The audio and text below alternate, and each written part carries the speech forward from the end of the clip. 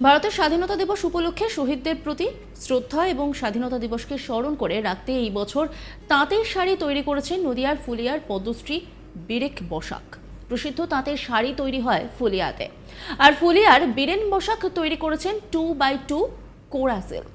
মুর্শিদাবাদের থেকে সেই সুতো তিনি এনেছেন, তারপরেই এই শাড়ি তৈরি করেছেন।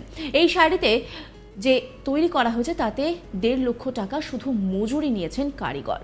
তবে এই শাড়ি বিক্রিযোগ্য নয়। এই শাড়ি তৈরি করতে 8 মাস সময় লেগেছে। এই শাড়ি না দেখালেও আজ তাক বাংলার জন্য এই শাড়ি ক্যামেরার সামনে তুলে ধরলেন বীরেন বসাক। এই শাড়ির মধ্যে মৃত্যু, বাঁচা সবকিছু এই শাড়ির মধ্যে তুলে ধরেছেন তিনি জানান, আমি এমন কিছু করে যেতে চাই মানুষ যাতে বলে যে জামদানি তৈরি করতেন তিনি সেটা আনকমন জামদানি। এমন আনকমন শাড়ি একমাত্র বীরেন বাবুর তৈরি। তবে ফিগারের মধ্যে এই জামদানি শাড়ির আর কেউ করেন না। তবে তাঁর আক্ষেপ, স্কুল কলেজে দিদিমণি বা সবাই যদি তাঁতের শাড়ি ব্যবহার করতেন তাহলে তাঁতের শাড়ির এমন দুঃসময় আসতো না। বর্তমানে শাড়ি অনেক কম পরেন, তবে এখন 5 থেকে 7 লক্ষ তাঁতি আছে, তাঁরা তাঁতের সঙ্গে যুক্ত আছেন। তাঁতের শাড়ি খুব কম দাম, তবুও সিনথেটিক শাড়ি পরেন অনেকে। তবে সিনথেটিক শাড়ির দাম কম, তবে এই সিনথেটিক শাড়ির সুতো যা দিয়ে তৈরি হয় সেটা শরীরের পক্ষে ক্ষতিকর, সেটা অনেকেই বোঝেন না। পাওয়ারলুম আসাতে অনেক ক্ষতি হয়েছে তাঁতের শাড়ির। মেশিনে 32টা শাড়ি তৈরি হচ্ছে 2 দিনে। বীরেন বসাক তিনি কি বলছেন শোনাব আপনাদের। করতে লেগেছে 8 মাস। আচ্ছা, তো এটা কি কি কি দিয়ে তৈরি করেছে, কি সুতো? এটা 2x2 কোরা সিল্ক। আচ্ছা, আর এটা মানে সুতোটা কোথা থেকে নিয়ে এসেছেন? এই সুতোটা আমাদের মুর্শিদাবাদ থেকে আসে। আচ্ছা, তো এটা তো কস্টলি আছেই।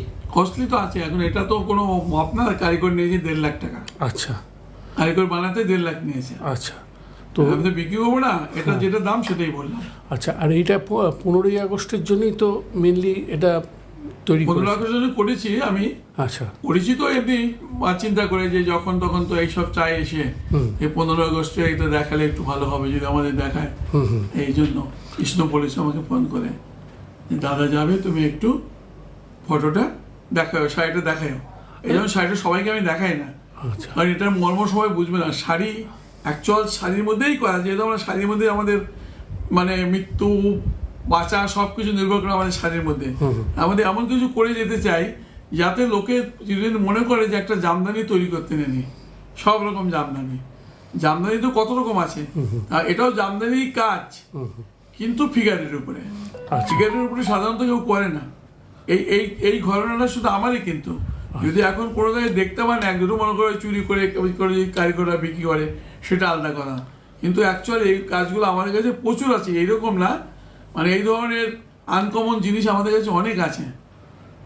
দাদা এই পরিস্থিতি কিরকম, মানে এই তাঁতের উপর যে একটা ফুলিয়ে একটা রমরমা বীরেন বসাক, মানে পরিস্থিতি খুব খারাপ। তার কারণ হলো, প্রথমত শাড়ি এখন কম পরে লোকে। তো আমার একটা নিজের ব্যক্তিগত বুদ্ধির থেকে একটা কথা আসছে, আমি এটা আশা করি, বা এই কথাটা যদি দিদির কানেও যায় তাও আমি আশা করবো ভালো হবে। আমাদের যে 5-7 লক্ষ তাঁতি আছে, এই তাঁতিগুলো নির্ভর করে শাড়ির উপরে। তো এই শাড়িগুলো যদি প্রাইমারি স্কুল থেকে আপার ক্লাস পর্যন্ত স্কুল পিরিয়ডে ম্যাডামরা শাড়ি পরতেন, তাহলে কিন্তু আমাদের এই দুর্দিন দেখতে হতো না বা আসতেও না। কারণ এখন ওইটা শাড়ি পরলেই কি কোটি কোটি টিচার আর কোটি কোটি লোকেই শাড়ি কিনবে। এবং কেন শাড়ি কিনবে? কারণ তাঁতের শাড়ি কম দামে। আমাদের শাড়ি 500, 700, 800, 1000 টাকা, কিন্তু এটা সিনথেটিক শাড়ি পরে বা সিল্কের শাড়ি পরে কিন্তু স্কুল কলেজ করা যায় না। সুতি শাড়ি পরতে হবে যেটা কমফোর্টেবল। সুতরাং আমরা এটাই আশা করি যে এটা যদি করে বা একদিন দিদি আমাদের পেপারে লিখে দেয় যে আজকে থেকে শাড়ি পরতে হবে, তাহলে আমাদের এই তাঁত শিল্পীগুলো যদি বেঁচে যাবে। আর এই শাড়িটা কেউ যদি কিনতে চায় তো আপনি কি বিক্রি করবেন? না না, এটা নট ফর সেল। আচ্ছা, তাঁতশিল্পী স্বপন কুমার ঘোষাল তিনি কি বলছেন শোনাব আপনাদের।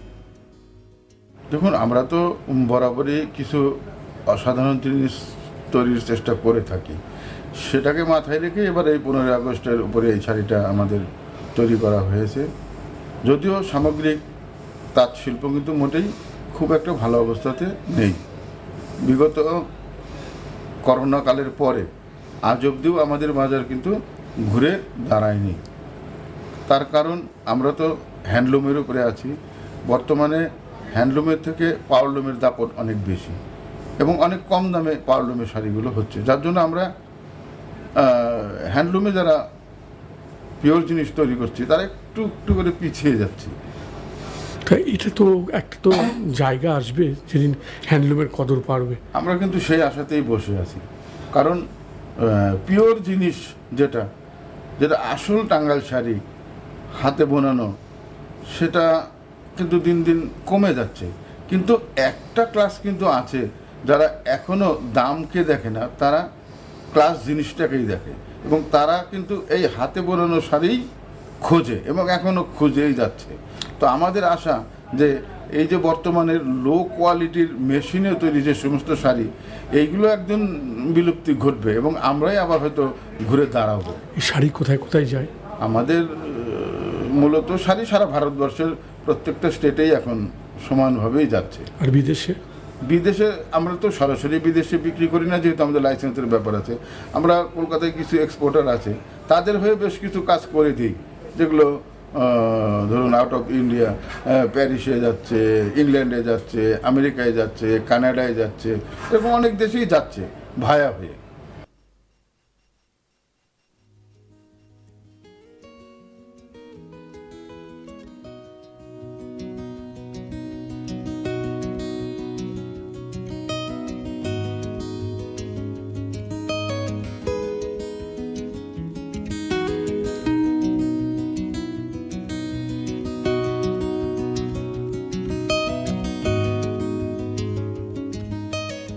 তবে তারা আশাবাদী একদিন হ্যান্ডলুমের শাড়ি ঘুরে দাঁড়াবেই।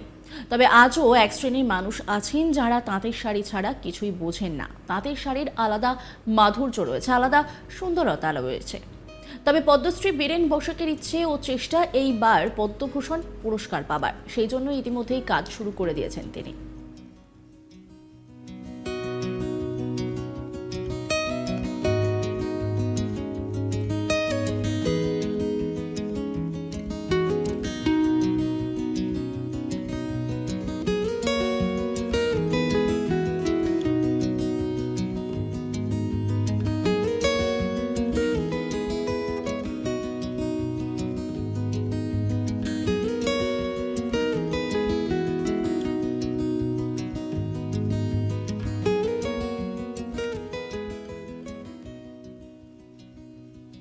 নজর রাখুন আজ তাক বাংলার ইউটিউব স্ট্রিমিংয়ে।